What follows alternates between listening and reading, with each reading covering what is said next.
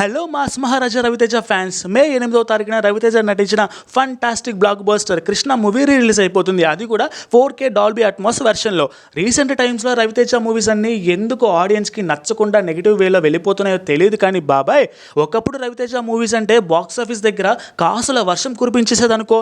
So మొత్తానికి రవితేజ హీరోగా, త్రిష హీరోయిన్గా వివి వినాయక్ డైరెక్షన్లో వచ్చి రవితేజ కెరీర్లో బ్లాక్ బస్టర్ అయింది ఈ సినిమా.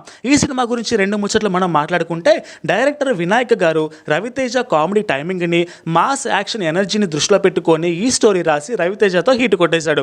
ఇంకా అలాగే కాకుండా 2008 సంక్రాంతి విన్నర్లో బాలయ్య బాబు ఒక్క మగాడు సినిమాని వెనక్కి నెట్టేసి టాప్ 2 ప్లేస్లో బాక్స్ ఆఫీస్ దగ్గర రవితేజ కెరీర్లోనే సెకండ్ హైయెస్ట్ కలెక్షన్స్ తెచ్చిన మూవీగా నిలిచిపోయింది కృష్ణ సినిమా. దాదాపు 18 సంవత్సరాల తర్వాత ఈ సినిమా రిలీజ్ కాబోతుంది ఫ్యాన్స్ కోసం.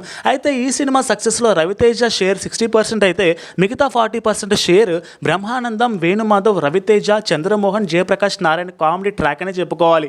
సో దాదాపు 18 సంవత్సరాల తర్వాత అప్పట్లో చక్రి మ్యూజిక్ ఈ సినిమాకి ఇచ్చిన background music, songs, Trisha glamour కూడా హైలైట్ అని చెప్పుకోవాలి. ఇక బ్రహ్మానందం కామెడీ అయితే ఇప్పటికీ సోషల్ మీడియాలో హల్చల్ చేస్తూ ఉంటుంది బాబీ అంటూ. సో మరి రవితేజ మూవీస్లో ఏ సినిమా రిలీజ్ అయితే చూడాలనుకుంటున్నారో కామెంట్ సెక్షన్లో కామెంట్ చేయండి. మే 8న రెడీగా ఉండండి ఎంజాయ్ చేయడానికి.